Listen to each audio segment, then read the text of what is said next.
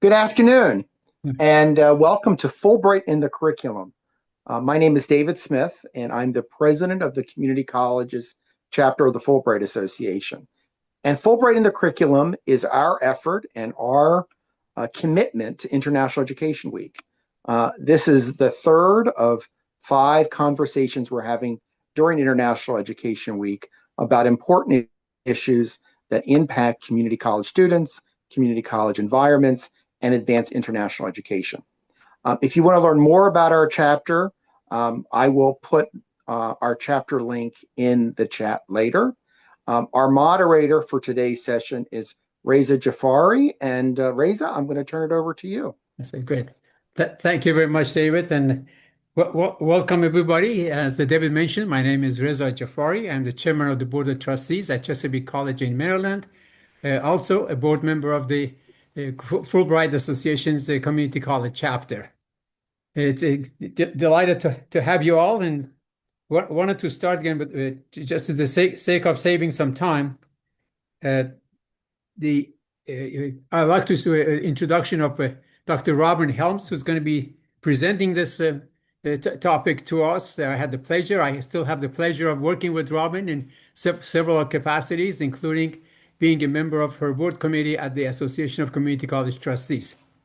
Dr. Helms, as some of you have seen in some of the presentations and the documents that you have seen for the registration, she is the Vice President of Member Communication and Education, and with a very, very solid and very extensive background in international education before joining ACCT, and currently also running several initiatives for ACCT, including international education and Global Workforce Alliance that she's formed.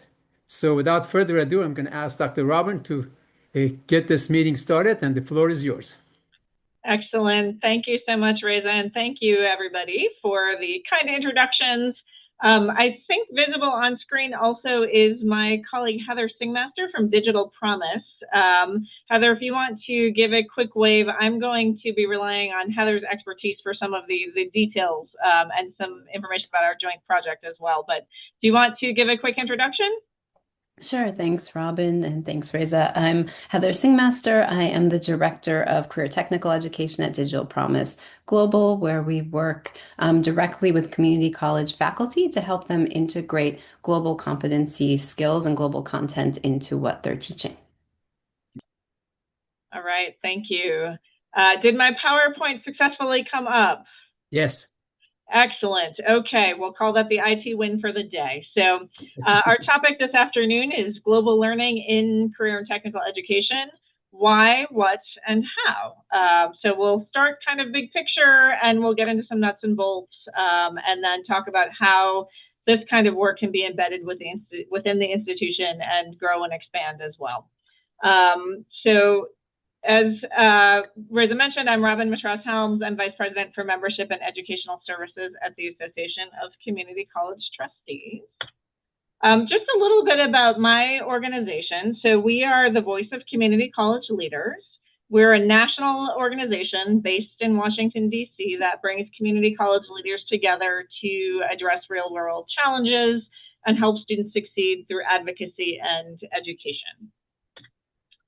A little bit more information about us. We advocate on behalf of community colleges. So like many of the Washington, D.C. higher education associations, we have a very strong public policy focus.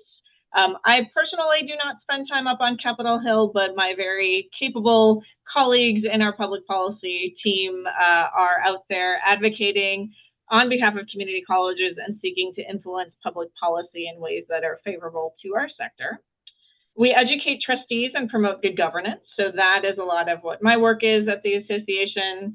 All of this, though, at the end of the day, is about facilitating student success.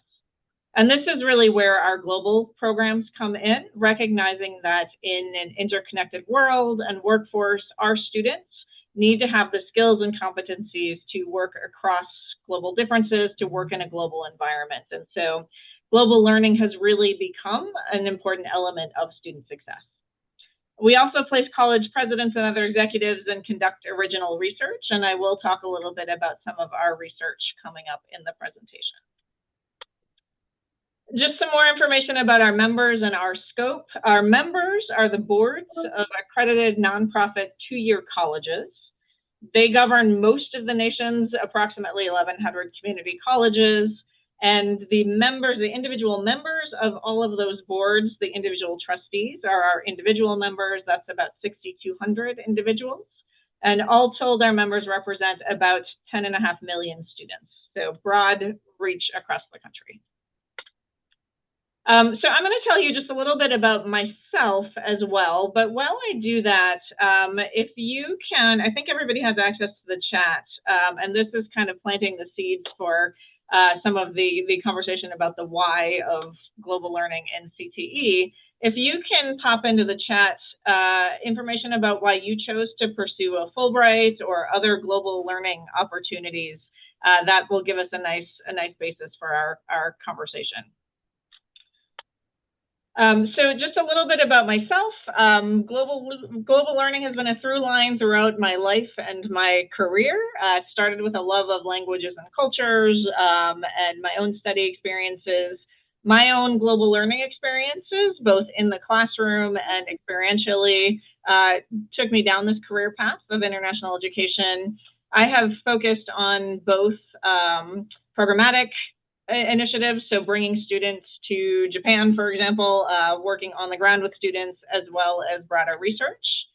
And over the years, I've really found my career home in this niche little Washington world of higher education associations.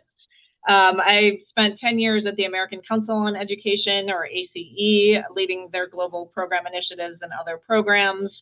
What I've found is I like this 10,000-foot view where I can look at trends and share experiences and share some of, for example, the case examples we'll talk about today, gather that information to inform the field, and really play kind of a catalyst role to help the brilliance of faculty and our institutions shine through and create these experiences for students. I've been at ACCT for about 3.5 years and have really developed a passion for community colleges and technical education, and have really taken to heart the mission to provide global learning for all students. And again, we'll talk about the why in just a moment. I sit on a Fulbright Scholar Program Advisory Board, but interestingly, I have not ever done a Fulbright myself. So maybe one of these days. So then moving on to our question of why global learning. Looking at what we are seeing in the chat, so I see Vincent talking about learning about living and learning abroad. David, I love the example of having been a Fulbright scholar in Estonia, teaching, all of this, wanting to have an international experience. So I think I have kind of bucketed out here some of the reasons that resonate for me, and I think for many of the colleagues and what I hear from professionals in the field. So one of the reasons for global learning for ACCT to be involved, for career and technical education, for our community colleges, and really for all of us, is the global good. So this is the big picture, right? Building bridges and making connections. Some of these personal experiences, I think, Vincent, as you talked about, really on the ground work. Public diplomacy, that is the mission of Fulbright, right? It's, again, creating these connections, building grassroots collaboration that we hope contributes, again, to a more peaceful world where there is opportunity for this kind of collaboration. So that's the really big picture. Vincent, I think when we were originally preparing for this webinar, we talked about this term divisiveness fatigue, which I was using in presentations within the last couple of years, just recognizing just the tenor of conversations that are happening, divisiveness at the global, national, local levels. We see it at ACCT, unfortunately, sometimes on boards, and we see it in the classroom. So I think we're collectively realizing that this is hard, and this is impeding our collective work in whatever field we're in. We need civil discourse, and we need to be able to, in whatever context we're operating, achieve shared goals, working across different viewpoints and experiences. I think what's resonating now, and a lot of the language that I use and the conversations I'm having are around workforce development and economic competitiveness. So recognizing that our students need technical skills and knowledge, this is about promoting workforce development. They need access to cutting edge technology and training, and wherever that cutting edge education is happening, our students need access to that, and we need to be collaborating to create those opportunities. So there's the technical skills and knowledge, global engagement skills. I was speaking with a trustee in Wyoming a couple of years ago, and he operates his own business. It's in, I think, the oil field, and he was saying, you know, I work with a supplier in Colombia, and I need students who are going to be able to navigate time zone differences, and they may not speak Spanish, but they need to be able to interact with and work effectively with colleagues who speak a different language, navigating communication protocols in another culture or another context, different policies within our fields, organizational structures. So these very concrete, how do we get business done kinds of skills, and then enduring skills. So I think we see what employers say they need most. And over on the right is an excerpt from one of our publications where we ask scholars and employers and professionals around the world, you know, sort of what do we need in a global workforce? And these are just some of the examples. You see a lot around sort of self-awareness and self-agency, self-control, but also the ability to collaborate, to collectively solve problems, provide constructive feedback, receive it, again, operate in these different contexts effectively. So in all of this, I think when we're talking specifically about career and technical education and community colleges, really our sector has some superpowers in achieving these goals. So we already have these relationships with industry and government, working at the local level, working to promote local economic development. We're used to adapting to evolving workforce needs, and we're flexible in creating programs and really meeting students where they're at and plugging them into the needs of industry and employers. So we already do that really well locally, and we can leverage those connections and those superpowers to bring about global learning, whether it is for workforce development, if that's how we're talking about it, but also as we think about divisiveness fatigue, this global good that I think a lot of us who are in the international education field are really thinking about. So some modalities for global learning. Again, when reporting on your own experiences, certainly Fulbright, there's so much value to in-person exchanges. Virtual exchange has gained a lot of traction also, where there are connections between students happening that are not in person, but project-based across curricula with partners. All of these can be part of transformative and multifaceted institutional partnerships where there's all kinds of activities happening, where institutions have entered into agreements to work together. And most broadly, these are part of an ecosystem of partners and relationships, again, where we start to get to industry and government as well. I wrestled with, in putting together this slide, whether to make this kind of a hierarchy. The least complicated, and we're going to spend a little time on it, is curriculum internationalization, right? That doesn't involve a lot of money, that doesn't involve students moving back and forth, but can build towards virtual exchange, which can build towards in-person exchange, and then from there towards these transformative, multifaceted institutional partnerships, and eventually this ecosystem. So again, I thought of there is kind of the trajectory of the low-hanging fruit to these more complicated engagements. But depending on the context that you're in and the infrastructure that you already have, you may have a different entry point as somebody who has had a transformative Fulbright experience or other global learning experience yourself, feeling like maybe you're operating in a vacuum. there are starting points there, but you may have an institutional infrastructure that you can plug into if you want to pursue this work as well. So I didn't want to make it hierarchical, but there are these different modalities. For the chat, if you have some experiences with any of these modalities, again, we saw some of David, you had mentioned your Fulbright experience. Any of these modalities that you've tried or things that have worked well for you and your students in terms of global learning, please feel free to share. I also put here, again, this information about a publication series that we have. That previous excerpt came from the most recent installment, Mapping Community Colleges Around the World, where we're looking at career and technical education and community college-like education in different contexts. Our most recent installment actually is focusing specifically on partnerships, and there are examples in this publication, and I'll later on put a link in the chat, of all of these modalities and success stories as well, and some good contacts of experts who can advise on successfully implementing these as well. Heather, you are the perfect segue into curriculum internationalization. So again, I didn't want to make these a hierarchy because different entry points for different faculty in different contexts.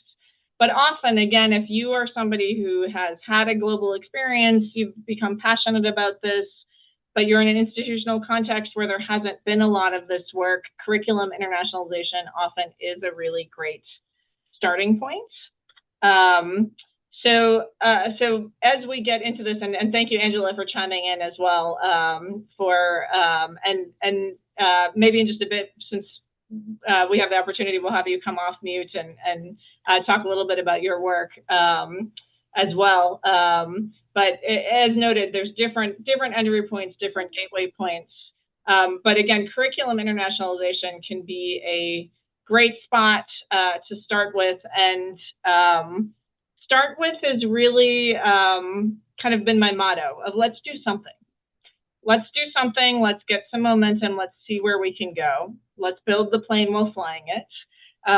So often it's one thing, so one course. So rather than saying, I'm going to create this whole new global learning course, it's taking an existing syllabus and looking at where can we infuse global elements into that? How do we bring global perspectives into an existing course? Incorporating potentially comparative content, so policies and standards from around the world, for example, in a technical or applied field. How is that different in a comparative context, or how are the challenges or issues within a field different in different countries? Just a couple examples from one of ACCT's initiatives where we've paired US and India and counterpart colleges in India to design partnerships and collaborations. We have a pair that has focused for student learning. Their academic area focus is disaster management. So they've done some incorporating of content and joint content development around disaster management portrayed in popular culture in India versus the US. How does this come across differently, and what do students learn from the different ways this is presented?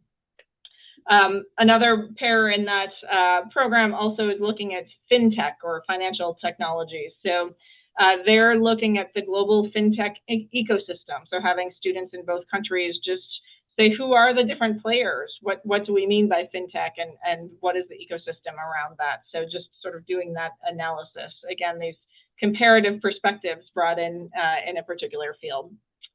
So you might start with one course. You might start with one contact. So the Fulbright network, if you are a Fulbright scholar who has gone abroad, who did you meet? Was there a particular faculty contact that you connected with? Is there somebody in your local community who has international background and expertise that you can start to establish a relationship with? And again, start with something simple, a collaboration together, bringing in an expert for virtual or an in-person guest lecture that's, again, aligned with the syllabus. You're plugging them into content you have, bringing this other perspective. Definitely about building the relationship. I often am in this work in so many ways think about going deep to go broad. So rather than saying, all right, who are the 15 different contacts that I could leverage for this, maybe thinking about this one faculty member that I connected with, and let's do a virtual lecture. Then maybe we will think about a virtual exchange collaboration, a COIL collaboration, where you can build this relationship and this rapport over time. And maybe think about one assignment for students. And I think this is where I would like to really point to Digital Promise and draw Heather into the conversation.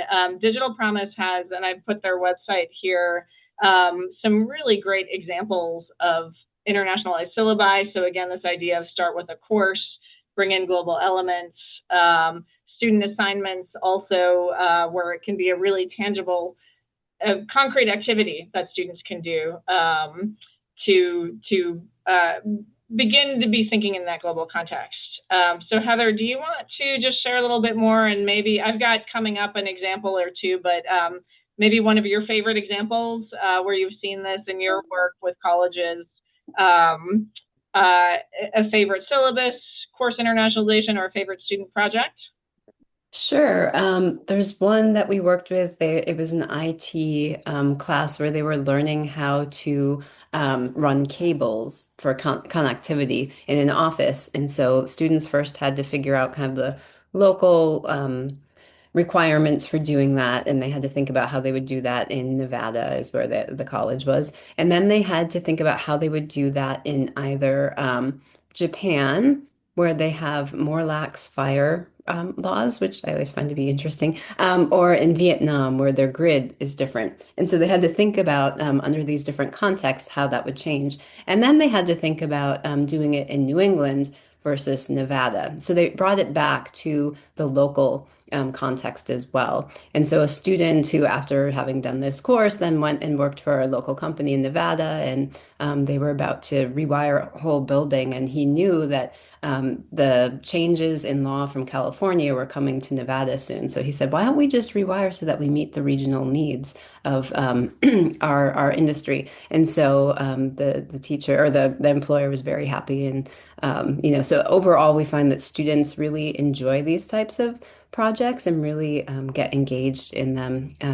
And also, whenever we can bring in their own backgrounds when we're doing that kind of comparative piece, I think that really helps educators get to know their students better and personalize and differentiate for them, as well as help students feel respected in the classroom.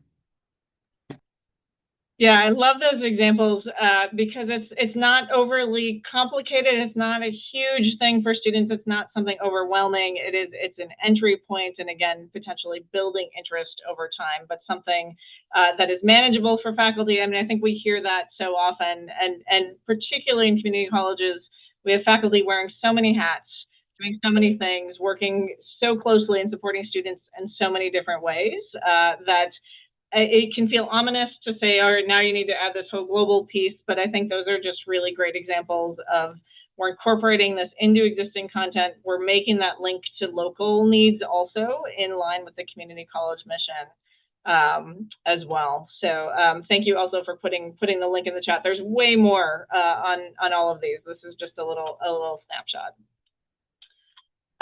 Oops.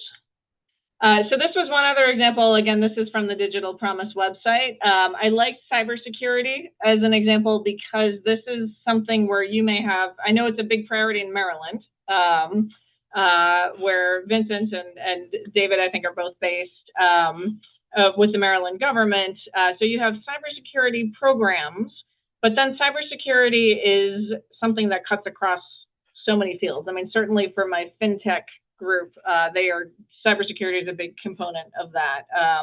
So this is one of the examples that is on the Digital Promise website of a specific project, bringing in that comparative perspective. And then I love how this was framed as a scenario or a problem. So again, it gets a student really into that very concrete mindset of, all right, this is something that could really be happening. This is a role that you might have in the workforce, and this is how you need to think about things as well. So again, this is just one of many on the Digital Promise website, but this just gives a sense of a way to relatively simply integrate some student learning. So that's the curriculum internationalization piece. Again, often the an initial entry point, again, if you are a faculty member who is at a college that is relatively new to global engagement, it's a great way to start to potentially build some momentum. But then I think one of the things we're working on, and in some of the work we've done with Digital Promise, is saying, okay, now we've got this course level work happening. We've got faculty who are passionate about this, doing good work. How do we now start to bring this to the broader institution? How do we amplify this? How do we start to find resources and grow this work so that it's impacting and reaching more students, both within the college and more broadly as well? So I think a really important part of this is making the case within an institution, again, particularly if you were a single faculty member. And one thing we found a lot of traction with is being able to articulate the connection between this global work and how it fits with institutional mission and strategy and goals.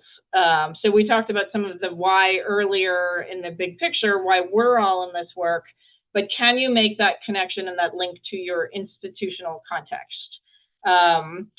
To help, again, gain traction, attract attention and resources. And I'm going to just really briefly play a very short video clip. This is from an interview, if I can get to the right spot, with the president of one of the colleges that Heather and I worked with in our collaborative project that focused on curriculum internationalization. I think I am in the right spot. Okay. So this is, are you seeing a picture of me with my eyes closed and Lisa Scari at Mount Hood? Yes. Okay. Yes. Excellent. So this is a brief conversation I had with Lisa Scari. So she is the president at Mount Hood Community College, and this is her doing that articulation of why does this matter in the institutional context. Today by Dr. Lisa Scari, president at Mount Hood Community College, who worked with us on the Digital Promise project. Lisa, thank you for joining me today. So just a couple of questions for you about Mount Hood's experience in the Digital Promise project. So why did you choose to take this on with us, and how does it align with Mount Hood's institutional strategy and goals? Yeah. So a little context first about Mount Hood Community College. We are located outside of Portland, Oregon. And so we're a suburban community college that has probably one of the largest shares of immigrant and refugee families in our state. And so part of the students we serve kind of spoke to this importance of kind of infusing global perspectives into our curriculum, both as a way to learn, but also as a way to be more inclusive for our students. On top of that, our employer base is also global, with a number of advanced manufacturing companies, athletic gear companies, and clean technology. So specifically, the project aligned with 3 of our 5 strategic goals. The first one being improving teaching and learning practices and support for our students. And this allowed us to integrate best practices for both effective and inclusive teaching into our classes, and included some of those culturally responsive elements. The second goal was around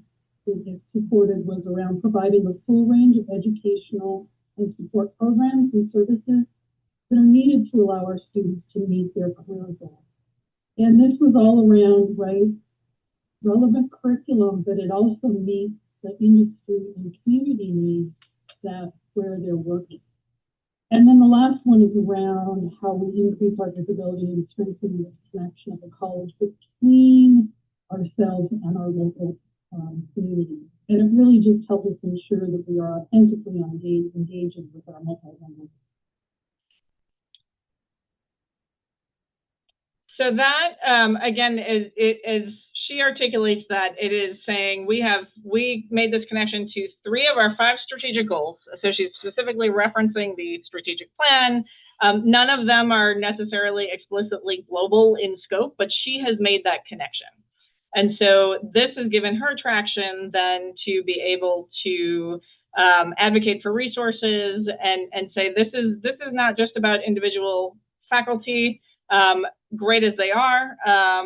This is about really fundamentally achieving the mission of the college. So if we are able to, as faculty, make that connection and then engage with leaders and tell the story of this work in those terms, in addition to the terms that are sort of, this is a transformative experience for us, that we have found to be a key towards gaining support from leaders like Lisa and others on campus as well.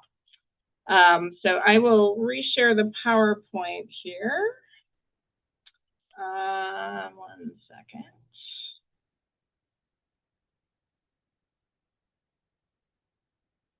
Let's see.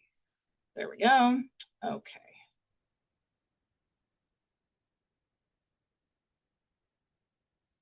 Okay, so articulating the connection to institutional mission, strategy, and goals, and then finding administrator champions. So again, I'm thinking of the individual faculty member who's passionate about this work, is trying to get that traction within the institution to build this more broadly.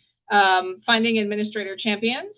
So I worked with a senior international officer when I was at American Council on Education at university. He used to ask colleagues, who has the juice on your campus?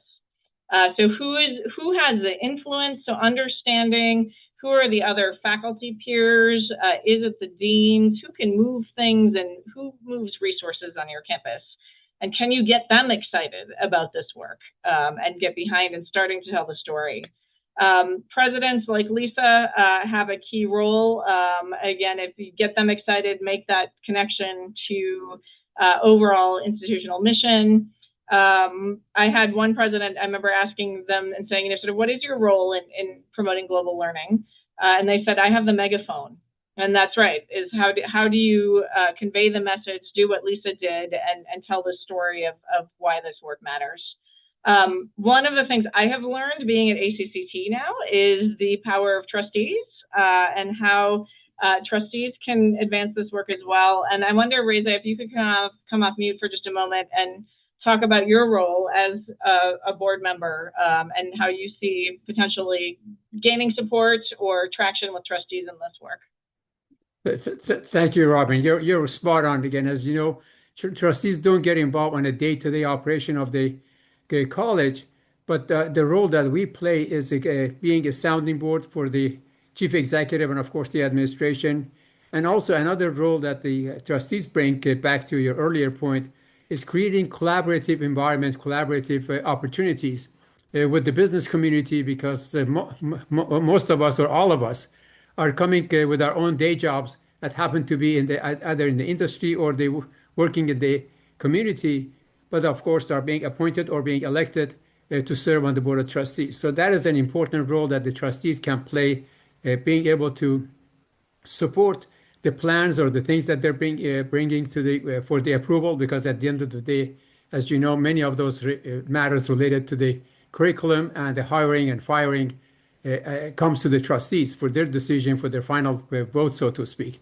So being able, again, to be a sounding board to the president, the leadership, being able to create those collaborative opportunities, and finally being able to even create some of those opportunities. Some of us who spend most of our life, like you, in the international arenas, again, traveling.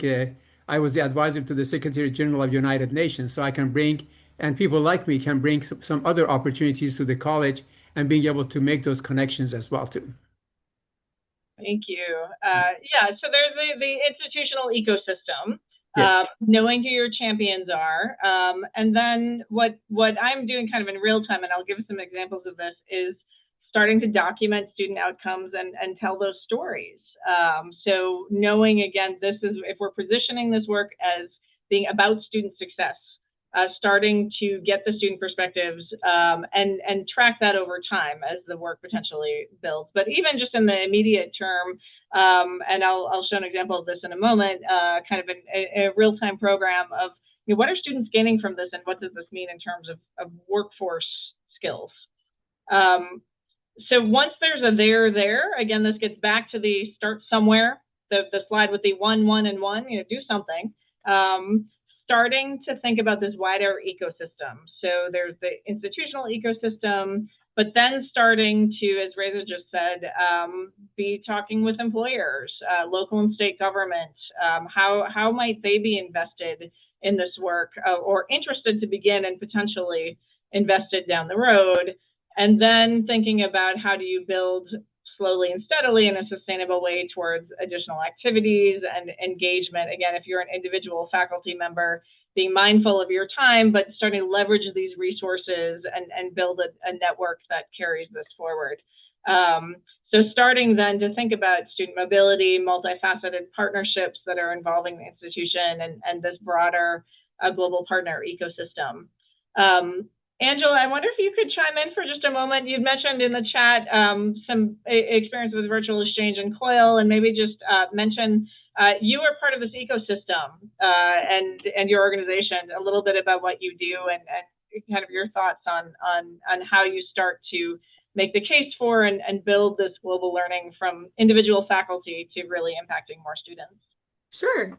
We are honored and humbled to be a part of this ecosystem. So I'm with the Fund for Education Abroad, and we are a scholarship organization for study abroad. But we also do, I feel like we're sort of filling some different roles behind the scenes a little bit, more strategically connecting community colleges, as well as HBCUs and technical schools and tribal colleges, all types of institutions that are not fully represented in study abroad, traditional study abroad.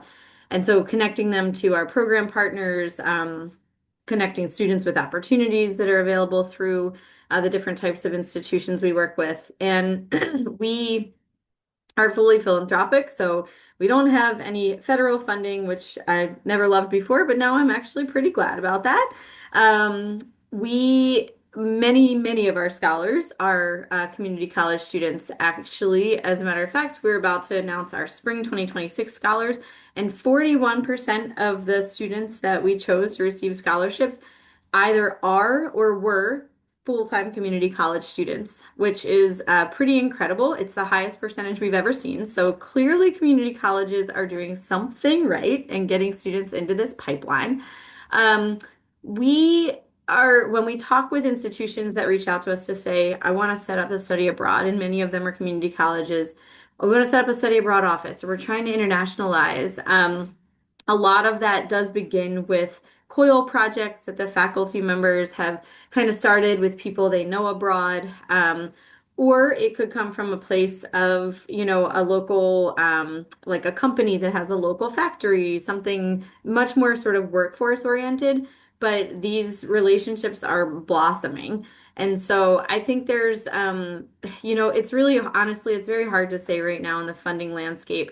I think the Fulbright Hayes Group Project Abroad opportunity is one that maybe isn't taken advantage of as much as I would love to see it be. I think that the Ideas Grant, which right now is very much not assured for coming years, is also a great way for community colleges to sort of get that additional support in creating these opportunities. But there is this more sort of organic pathway that I feel like we're seeing a lot of institutions we're talking to and colleagues of ours, friends of mine, really pursuing from that grassroots level. And I think it's really, that's what we like to see. And that seems to be what students are really honing in on when they're thinking about the opportunities they have.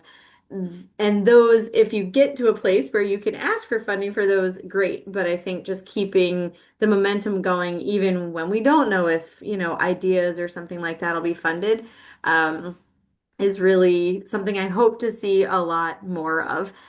There are also programs out here that really want to support community college students. And by programs, I mean program providers. There are some that are really trying to keep their programs very intentionally low cost. These are maybe not the programs going to Barcelona or Florence or London, but they may be going to Estonia. They may be going to, Southeast Asia. They may be going to Mexico. They may be going to Canada. But There are a couple of those organizations that we're starting to work more closely with at FEA. And those are very intentional. They're very open to different types of customized programs. And so all of that, I think, is kind of a greater invitation for community colleges and technical schools to get more involved in this work. And there is a landing place. There's a runway for this, but it takes a little digging. And I think wherever it needs to start is the right way to start it. I 100% agree, and I love what you said about it being organic growth, and I think that's what I'm trying to get at in this. And again, I'll give an example in just a minute, kind of in real time. It is the start with something, get an idea, test some things out, and again, I think this is back to our superpower in this sector is we're good at that. We try things out. We're scrappy, and we get started. And I think that's right. And then you start to build this momentum again. You document, you find your champions, exactly. I think Angela, you just said. So some of the lessons I'm learning in real time and doing this work in the community college sector and supporting faculty in this work is thinking, as you said, creatively about funding. Do something. Tell the story. Find these relationships. We're finding the presidents. So with the presidents having the megaphone, once you get to that, you've made the case at the institutional level. The presidents that we're working with are talking with their foundations, thinking about, sort of that's part of their job is this fundraising. Do something that's going to attract the funding and be thinking about, as you said, industry partners. Where is there a value proposition, again, for a company that has a local presence and needs students with the ability to navigate time zones, to work across differences. So thinking creatively about this, but I have definitely found do something. And faculty are perfectly positioned to do that. And as you said, Angie, too, the starting with the concrete, course level connection, if that's your entry point, is a good spot to start with. And as you said, spotlight alumni stories. One of the things, I think that's right, and that's exactly the starting point. One of the things that we'll be doing at ACCT over time, and I think this is where organizations like yours and like ours can come in, is start to look across and document those outcomes in a more kind of quantifiable way, as well to look at the larger scale to complement those individual student stories. The other thing that I'm learning also is this doesn't have to be everybody. You don't have to get everybody at the college or in the community on board. There are a lot of things that community colleges need to be solving for at this point. There are a lot of different priorities for programs, but finding the champions and finding the people with the passion and nurturing those relationships, again, whether that's your one faculty member from your own Fulbright experience that you go deep and you start to do a COIL relationship with, and you start to then think about student mobility programs, going deep to go broad on those relationships, and finding where there's those pockets of passion can lead to the funding as well.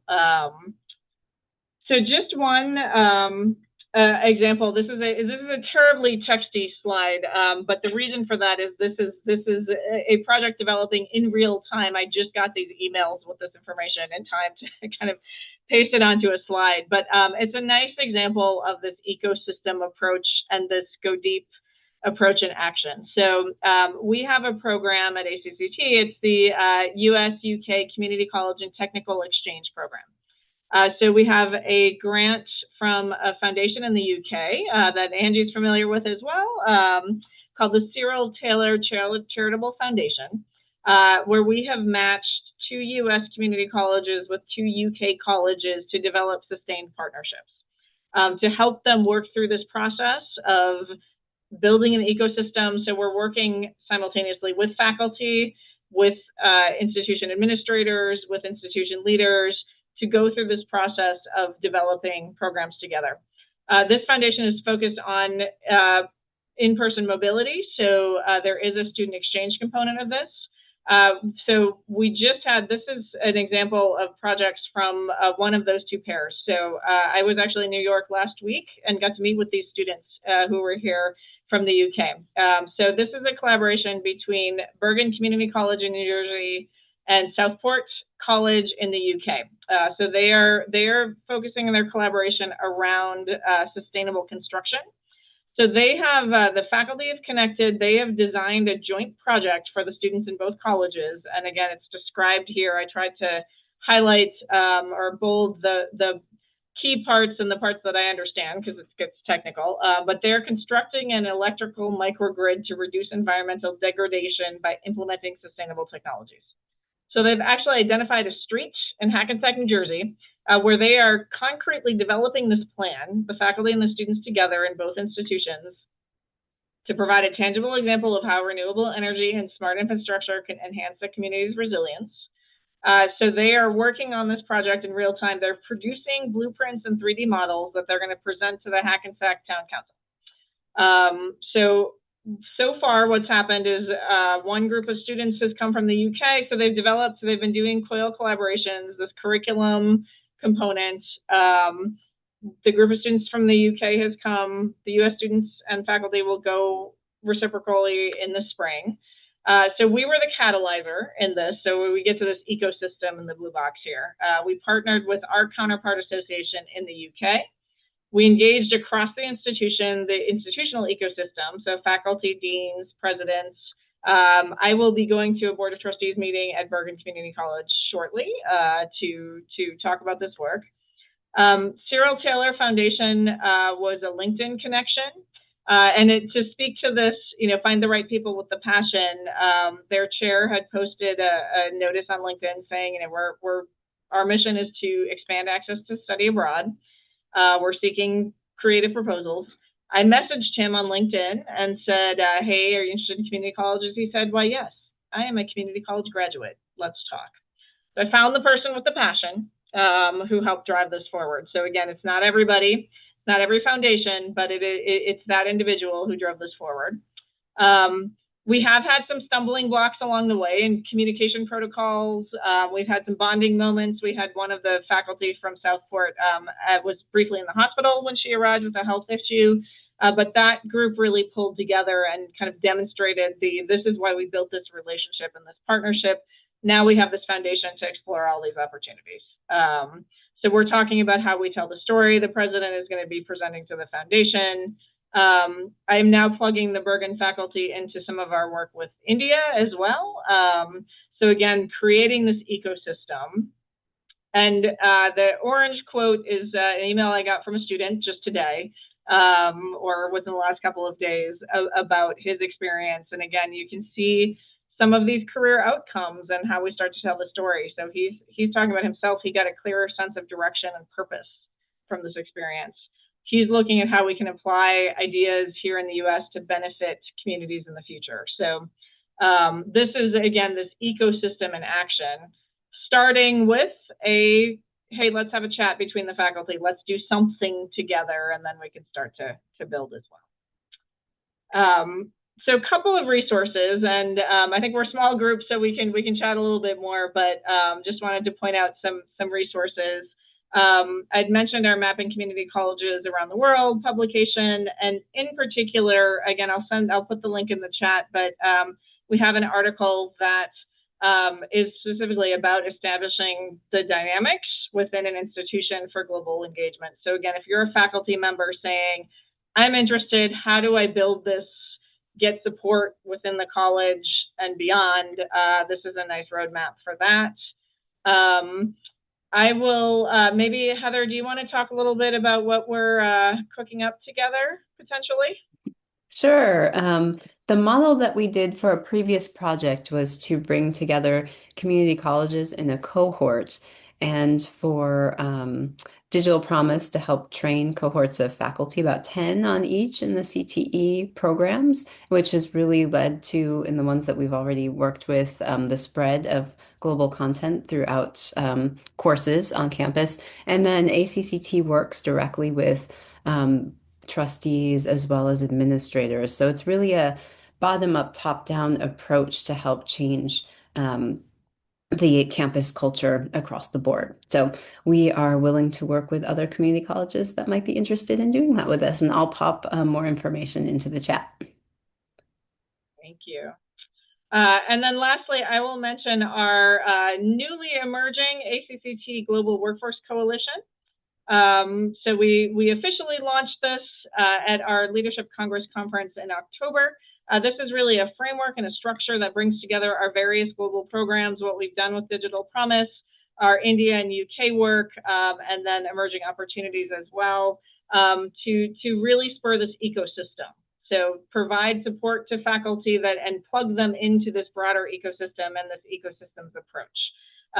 So we're engaging education, industry, government partners worldwide to really come together to support national needs, global priorities, share challenges. So again, getting back to those three goals at the beginning, the why goals of why we're doing this. This just gives a sense, again, I've talked about a number of these projects and the work that we're doing, but I'm hoping to be able to support and engage more colleges in the future. So we will definitely be pursuing opportunities and hopefully sharing them certainly with this network as well.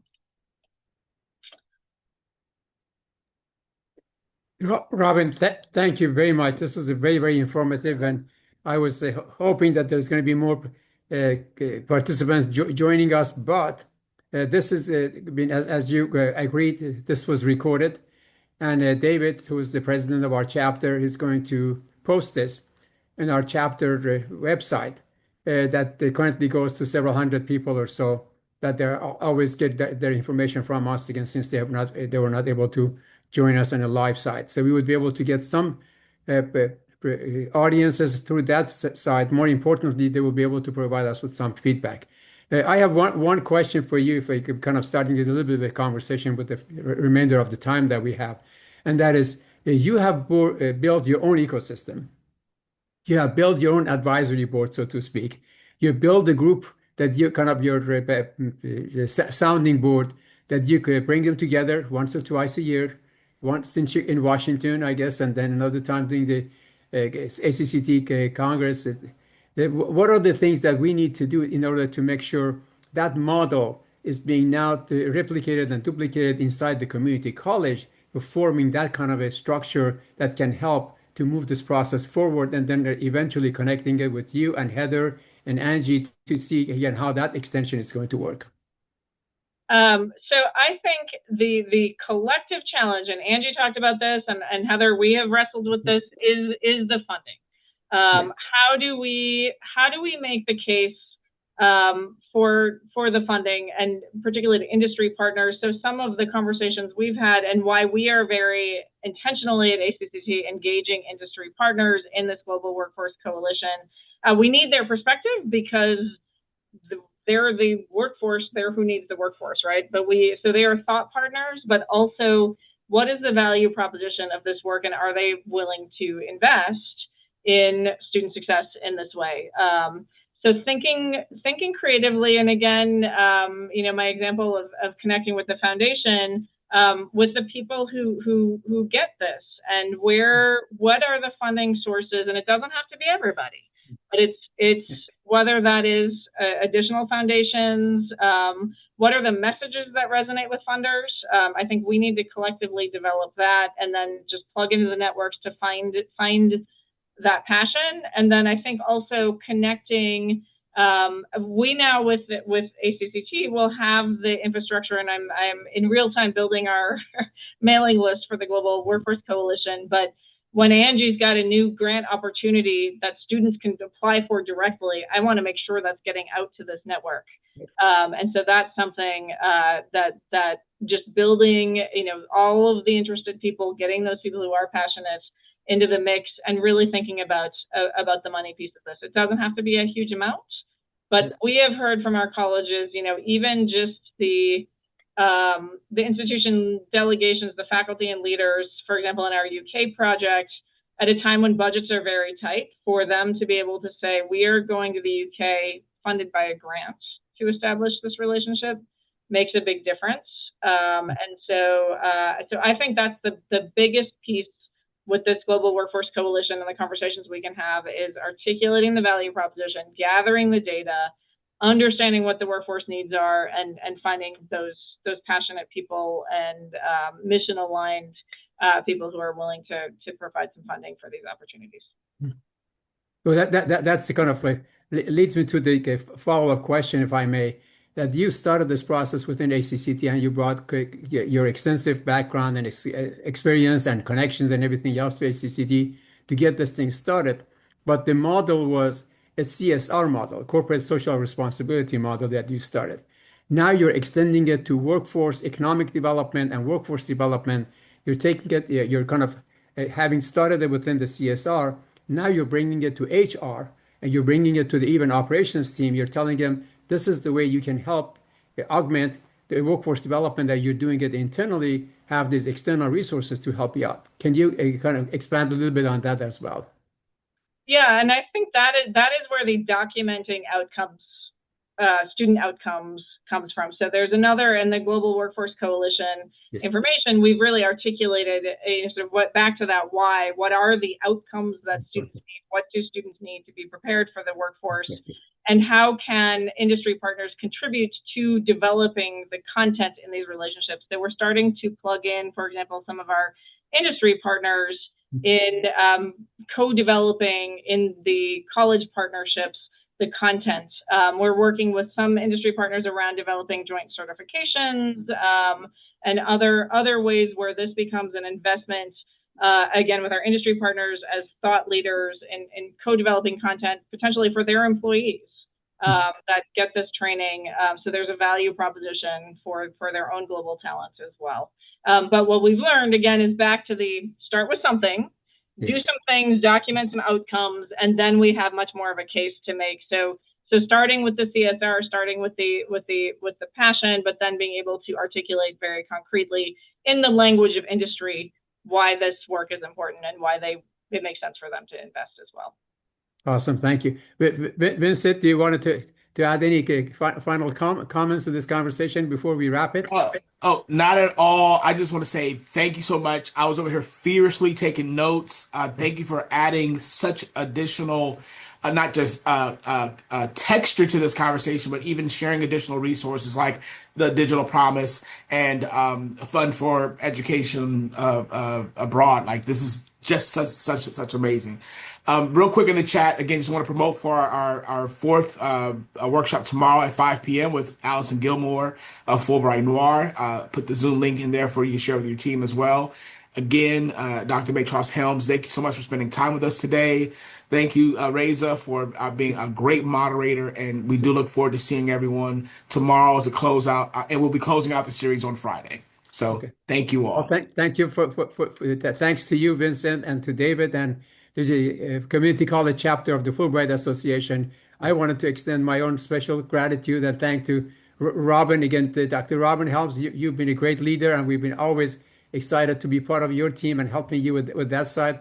Angie, thank you very much for joining us. Heather, thank you very much for you to join us and contribute to this dialogue and conversation. We're all looking forward to the continuation of our talk and things that we can all do together as members of the ecosystem, because our end goal is, as Robin said it very well, is the student success. Anything that we can do together to make sure that goal is being achieved, that is going to be a great success and outcome for all of us.